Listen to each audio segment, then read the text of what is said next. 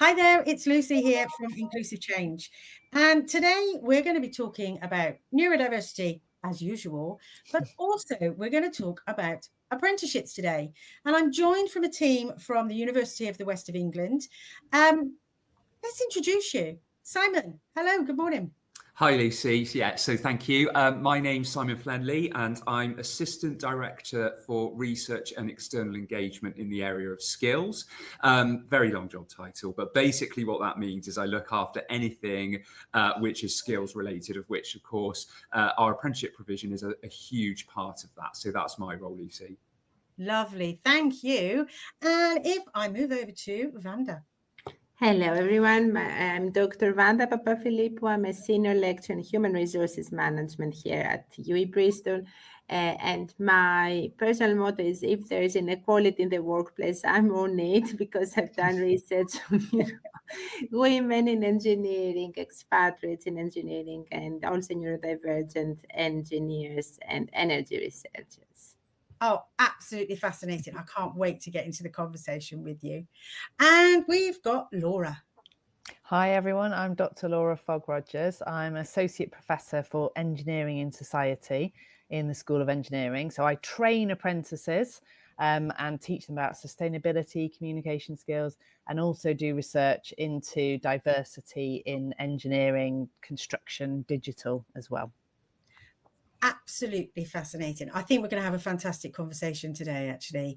And so, right, we're here to talk about apprentices with that lens of neurodiversity within there. So tell me why this is important to you. Simon, if I start with you, why is it important to talk about this topic?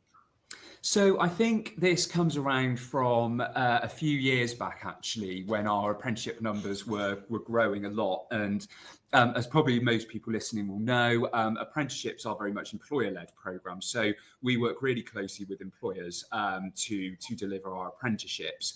Obviously, at the centre of each apprenticeship, though, is the individual learner, and that's that individual who is looking for their development opportunity working with that employer.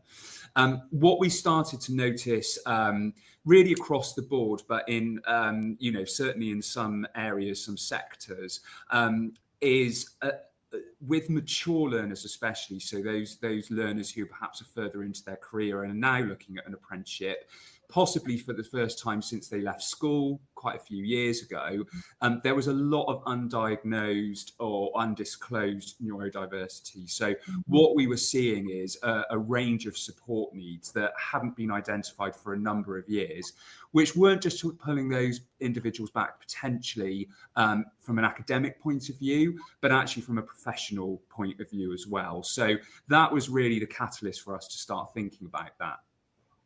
We've been working with you now at Inclusive Change to look at that. We've run an event, I think it was the end of last year, although time flies and I can't believe we're already in May. So we're recording this in May at the moment. And it's just been fantastic to be able to explore some of those things that you've just mentioned about people who are later in their career, perhaps taking up an apprenticeship. Because quite often people think of apprenticeships as something that young people do, don't they? Absolutely, yeah. So obviously a lot of our provision is at level 6 and 7, so degree apprenticeships. And I guess obviously those apprenticeships are open to anybody who is eligible. So anybody who, is sort of 16 to 18 and upwards. But yeah, absolutely. What we're seeing is within the degree apprenticeship landscape, I think probably our average age learner is in their 30s, for instance. So what we're seeing is that apprentices can be career changers or career returners as well. So that, potentially people who have been out of the workplace for some time, or people who have been in a particular role or a particular level of their career and are now are ready for that next step. Hence, they are, potentially not that typical cohort, as you say, Lucy, that people tend to think of as an apprentice. Fantastic. Thank you. And Vanda, if I come over to you, we've done some work previously in the past, I think, because I've worked with one of your master's students, who we did a piece of work around upskilling for line managers around neurodiversity in the workplace. So I'm really, really pleased to see you again today and have a fantastic talk. So for you, why is this important to you? And I've got a feeling you've got a blooming good answer for this one. Well, I'm not sure. It's very, very complex. High expectations now. To be honest, I think it's neurodiversity basically cuts across all protected characteristics. Yeah. It influences equally men, women, people from different ethnic backgrounds, ages, etc. And that's why I think it's crucial to focus on it, because, by helping neurodivergent people in the workplace, we are helping everyone in the workplace. And because, from my research, interestingly, what I found is that all minorities have exactly the same issues in the workplace. So, we do something for everyone. And also, what I've noticed from my teaching is that although there are a lot of reasonable adjustments available to students from school to university, there aren't enough adjustments for the workplace, or appropriate ones. So that's with my HR hat on. So. I think people have got a bit of catching up to do sometimes, and it's not because they don't want to. Quite often, is it more because they don't know what to do? And and I think it's also generational, if I can add, because younger people are more aware of, there is less stigma, there are more open discussions, they know what they can ask. While older, like employees in their 30s onwards, they face more challenges, which might, comes back to what Simon and you said, that, apprentices are not only, 18-year-olds. Yeah, absolutely, definitely. And I think late diagnosed, for instance, a woman who is late diagnosed autistic, whilst we say, there are reasonable adjustments for you, what would you like? How does she know how to find out what would work? That's one of the big challenges, I think, is expecting an individual to know what could support them by an employer. So it's this came, also up in the research, that they said, I've learned to survive, all my life, you know what I mean? So I don't know if there's anything else I need. Yes. Thank you. And Laura, over to you. Why is this important to you? So, my own daughter's neurodiverse as well. And as you explore more of the things, as you say, late diagnosis, so many of the people I know are getting late diagnoses as neurodiverse. It affects us all. And we do a lot on women's mentoring. So that's where I focus about women who are minorities in male-dominated workplaces like engineering. But what we found as well through interviews and research is intersectionality. So as Vanda says, that you're not just a woman, you're also kind of a certain age, you might be neurodiverse, disabled, from different ethnic backgrounds. So that all combines together to create a complete picture of a person. And those different sort of attributes, make us who we are. So that's what we've been interested in. How does this all combine to create a complete picture? And also thinking about, neurodiversity. A lot of people in engineering go into engineering because they think differently. And we want that, we need creativity, people who think outside the box, who think differently. And what's kind of maybe a weakness in some areas is a strength in other professions. And I think a lot more awareness is coming out around that at the moment, that people who are attracted to different professions may think in certain ways, and actually we're now understanding that's kind of neurodiversity. So it's really important to understand that more, so that we're understanding how to attract people in and how to keep people in the profession. Absolutely. We were talking about that yesterday. You were yesterday talking about the Inclusive Practice Forum, and one of the things they did was look at that employee life cycle and retention being probably the key to everything.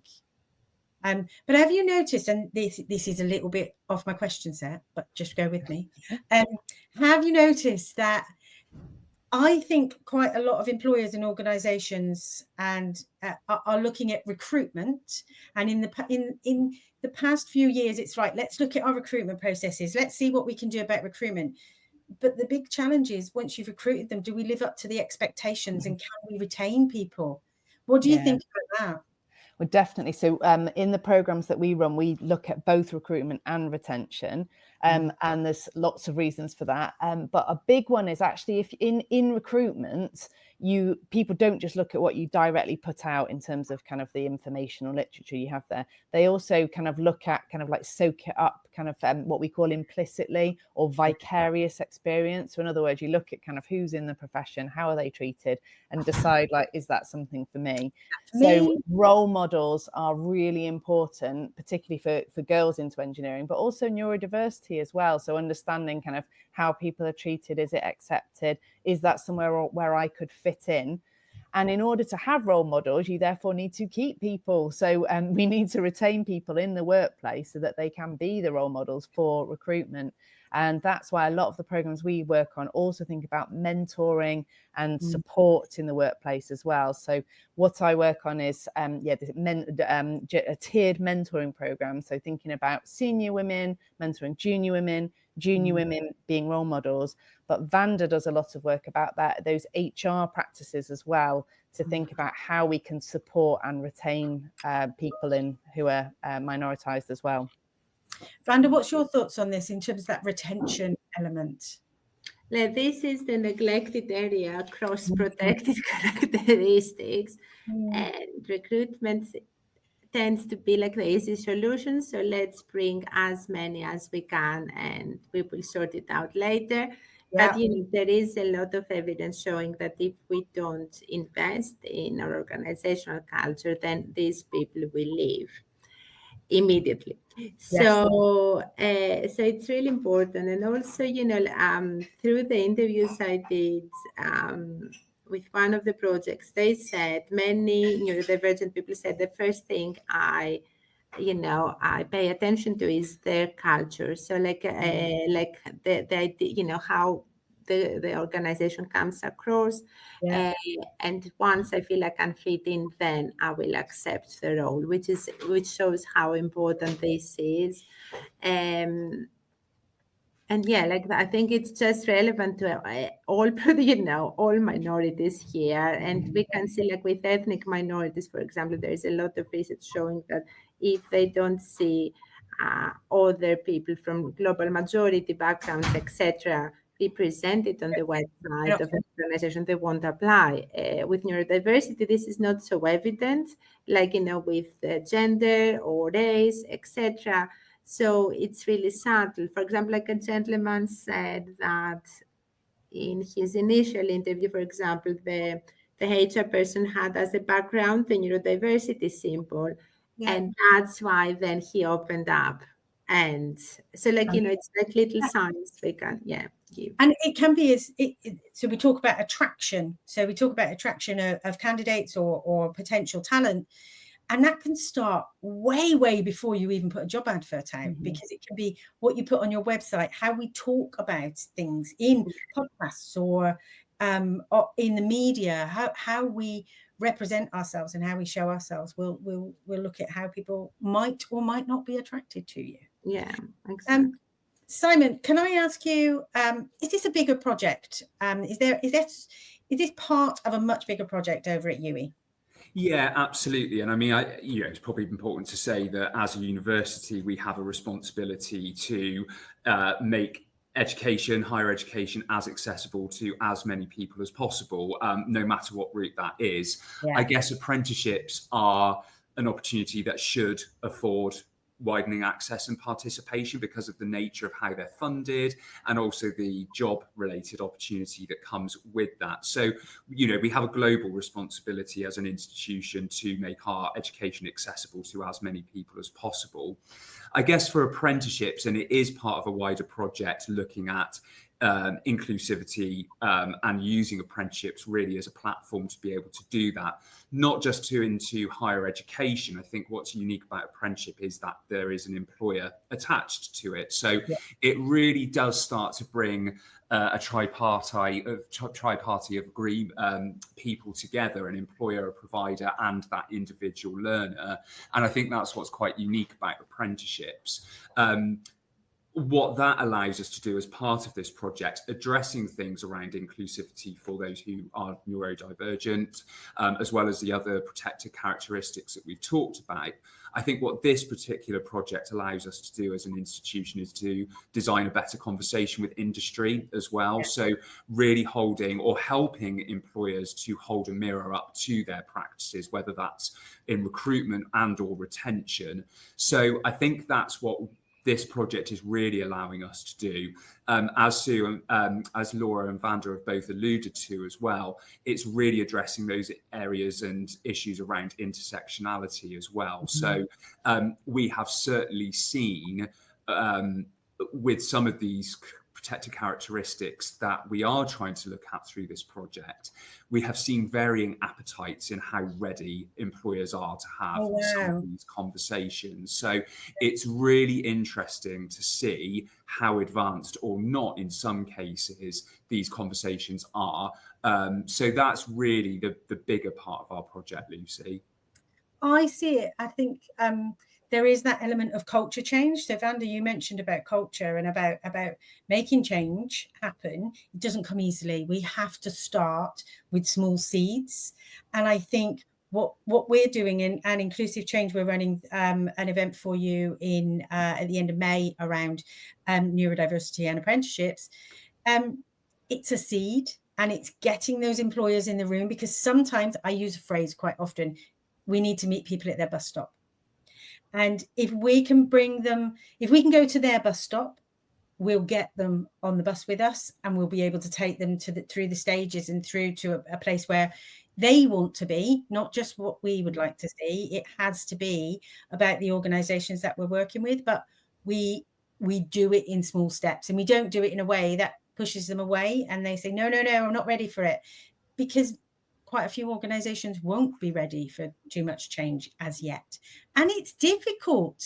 Do any of you think, your experiences around change management and HR, and it's hard, isn't it? Mm-hmm. Yes. Yeah. And it requires a lot of support as well. So that's something that we've discussed, that tripartite that Simon was talking about. We need the education system to be on board, the employer to be on board, and the individual as well, to kind of have that scaffolding and understanding of both education and what a job is, the employment as well. So yes, it's culture change all around and getting everyone to work together, which is quite a big ask. But that's why we are trying to think of it as a system-led approach. So we are thinking about this whole inclusive approach as well.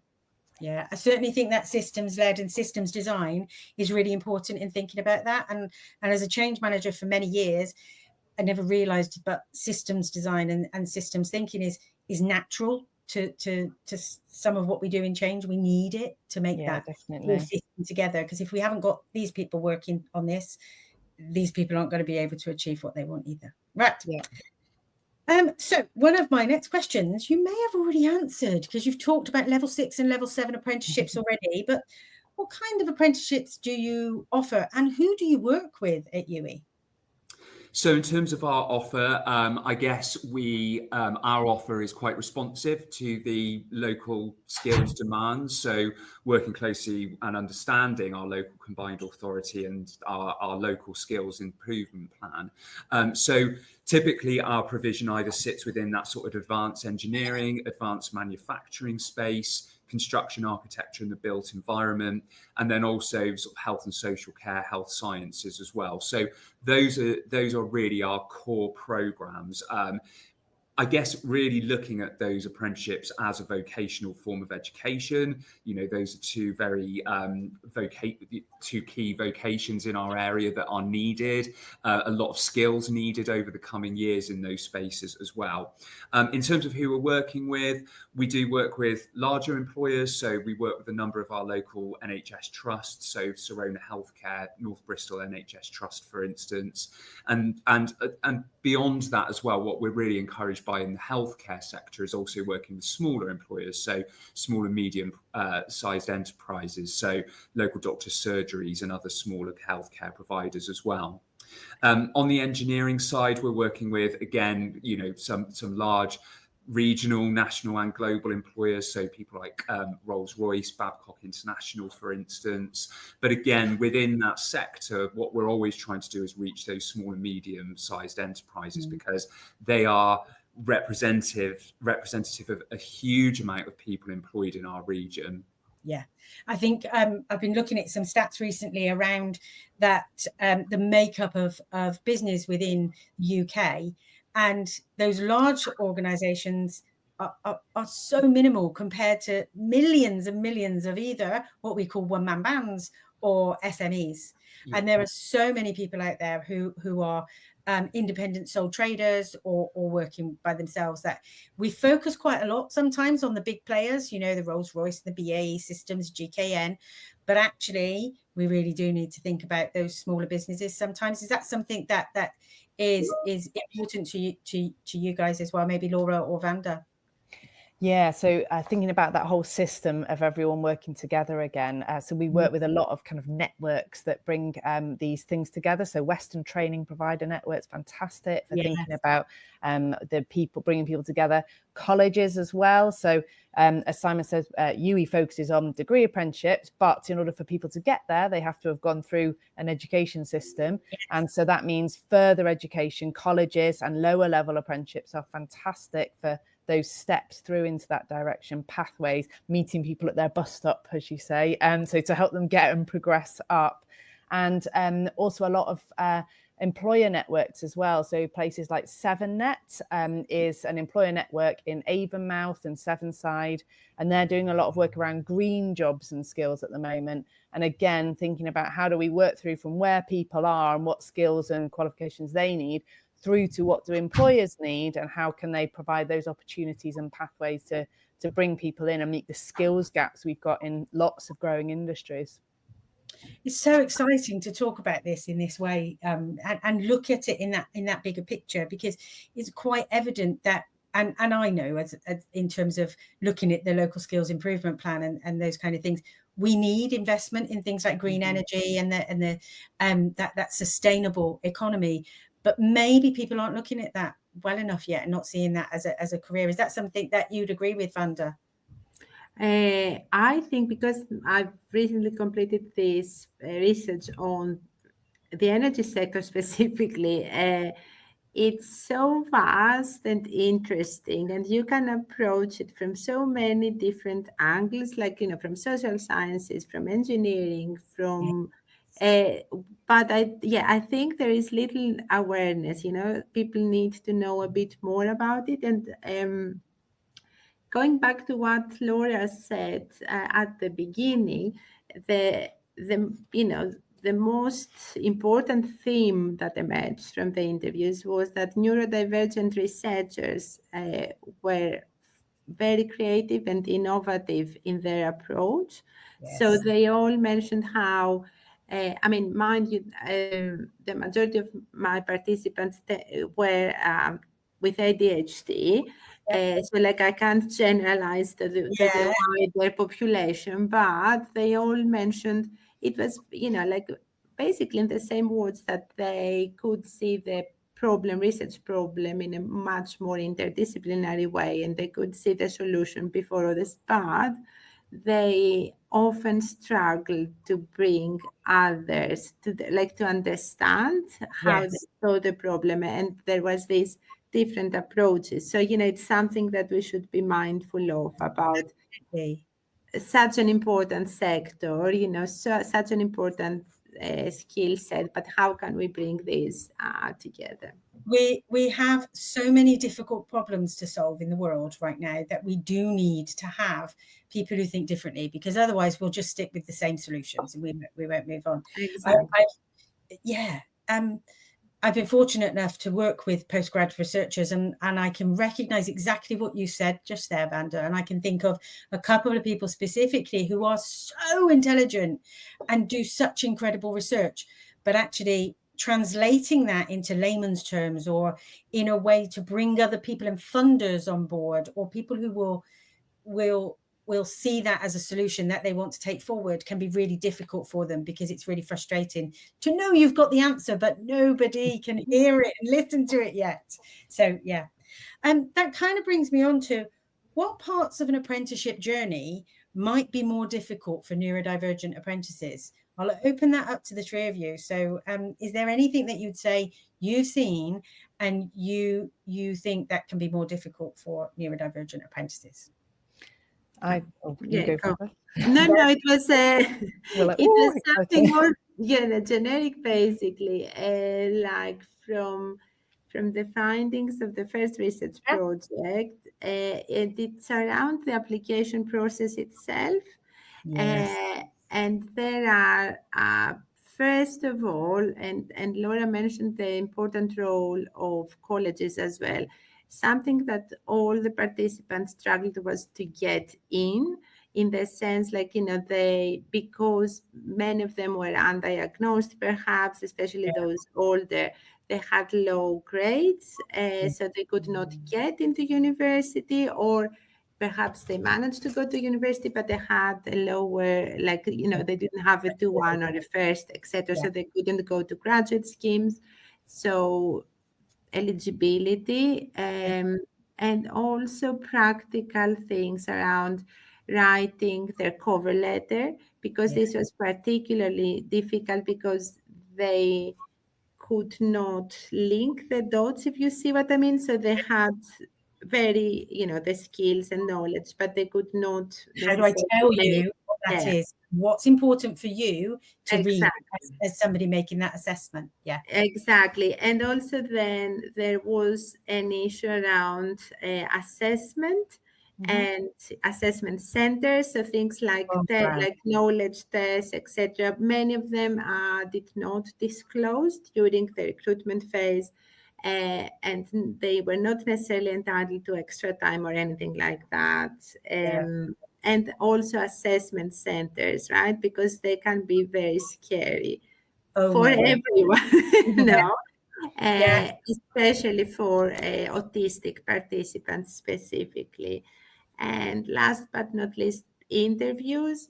So like how to handle the interview process in terms of type of questions, body language, and all that. So like that's an overview of our research. Yeah.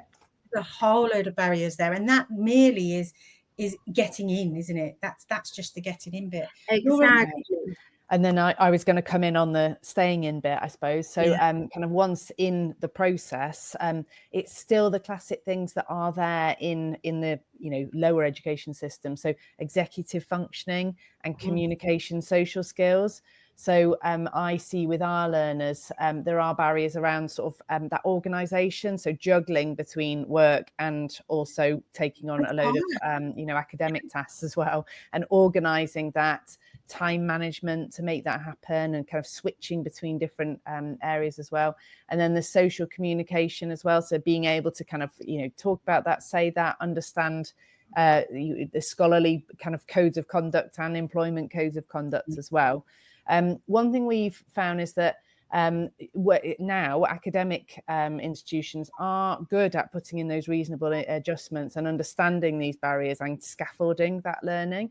And so some of the conversations we're having with employers is how that can then feed through into the workplace as well. So both thinking about the knowledge, skills and behaviours that apprentices have to go through as they're learning, but also then, as we talked about, retention, so staying in the workplace and hopefully going on to a job from then onwards as well. So integrating those two systems, I think, is something that still needs more work, and that's what we're thinking about. I think it's almost like this project and talking about in this way, and you have that trio of people involved, that this is almost the answer to supporting employers to become more inclusive and talk about this as a conversation. Because as an academic institution, you're giving that scaffolding, you're role modeling, you're showing, and employers are able to see, oh, that works. What if we do this with every employer? What if we try and do this and embrace this within our culture? So this is fantastic. Simon, is there anything you would add here around that learner journey or that apprentice journey, and where things can be more challenging sometimes? Yeah, I think something around disclosure as well. So I think what we do see a lot is apprentices might be quite confident for disclosure with ourselves as an academic institution, recognise the support that can be given. Where we see there's a challenge is then that disclosure also being made with the employer. And I think our role within that is to really work with that individual to help that disclosure. But there is absolutely a sense of fear in many cases about disclosing to the employer, because there will be assumptions around, you know, what's my employer going to do? And we know that there are a lot of employers that are supportive, and we know that there could be solutions in place. But the fact that apprentices of all ages, and I think certainly with apprentices who are further along into their career, the fact that they are fearful to make that disclosure is a real problem, and therefore is a more challenging part of the apprenticeship journey. I would also really echo Vanda's point around recruitment and getting on to an apprenticeship, because it's not just getting onto the academic qualification, it's also getting the job bit. And absolutely. I guess the caveat to that is that apprenticeships aren't just open to people going as new hires. A lot of our apprentices are existing employees and are going to their employers or working with their employers to identify apprenticeships as CPD opportunities for their next career step. So I guess from that perspective, that really does open up a potential pool of people who can look at apprenticeships as a viable option. That's fantastic. Thank you. So we ran a session with I'll say academic and pastoral teams, so people who are behind the scenes and part of the education process. What changes have you seen, or what feedback have you had since we did that? So we can think about, well, actually, that was great. We can do that with employers too. So has anything come out of that session that you've been given feedback on? So I think if I start on that with the sort of the teams that I look after, so from the non-academic side, I guess, a lot of the staff at UWE who attended that session back at the end of last year are sort of our employer engagement facing teams. And what I'm finding there is that has given those teams the confidence to have quite deep, rich conversations with employers. So from that point of view of being able to either identify what that might look like in the workplace from a recruitment point of view, but also a retention point of view, any RAs, reasonable adjustments that certainly we can make, but that employer can make as well. We are finding that it's giving our teams confidence to be able to talk to employers about what they can do. And again, using that whole design a better conversation. That's fantastic. Thank you. So I'm going to round this up with one big question. What do you want to see happen? So after our workshop in May with employers and moving forward in terms of this project and anything else that might come, what do you want to see happen within this world and this lens of neurodiversity?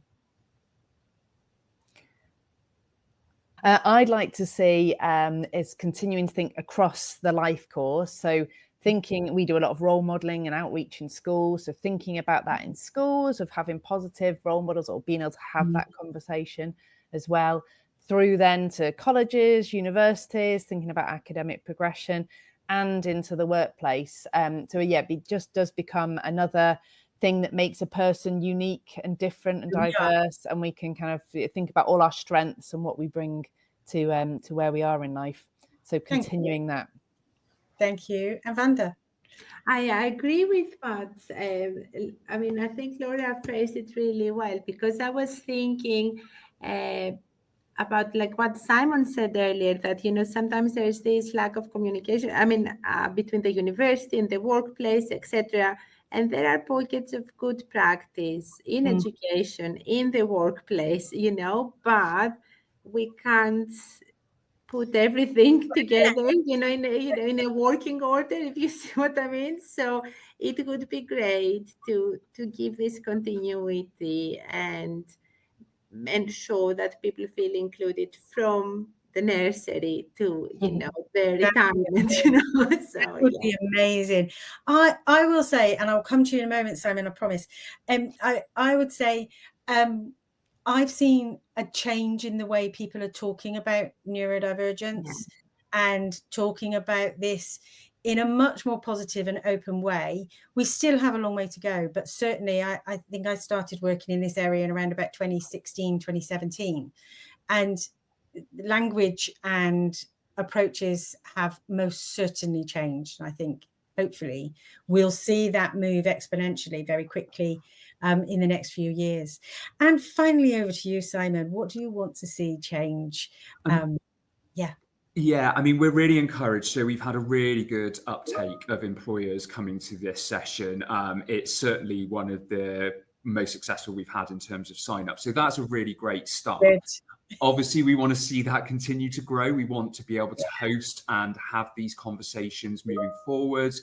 And obviously, we want to only see that increase in terms of the number of employers, especially SMEs, where perhaps it is more challenging because of resource to be able to put all those support mechanisms or certainly understand how to put them in place.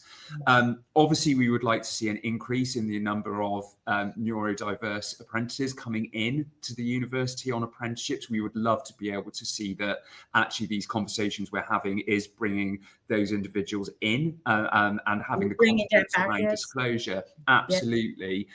So I think those are the main things. It's continue that employer discussion and hopefully within our own data being able to see that reflected by an increase in the number of people who are studying at UWE, but certainly within that apprenticeship space, which I think provides that platform. This has been an it's an enlightening and fantastic conversation. I hope you will agree. We're going to wrap it up. I'm going to say thank you. In terms of the event on the 22nd of May, are there still spaces available? I think you can contact us. It's very, very limited. You might be on a bit of a waiting list, but absolutely do contact us. Squeeze them all in. We will. There's plenty of lunch to go around. How do they contact you if they want to find out more or see if they can join? Yeah, so if we would encourage anybody who wants to join that to email us. So there has been a link to book on, but we would just encourage to email us, which is apprenticeships@uwe.ac.uk. Brilliant. We'll put that in any media and social media that we put out there as well. But it would be great to think you've got a waiting list of double the amount that we thought of. And we'll put another one on. Hey, who knows? We can actually say there's evidence, there's demand, and people need it. So I cannot wait to meet everybody on the 22nd of May. I want to say thank you to everyone for joining me today. So that's Simon, Vanda, and Laura. Amazing. If there's anything you wanted to add before we say goodbye, please do. Otherwise, thanks for listening. It's Lucy from Inclusive Change, and we look forward to speaking to you again. Thank you.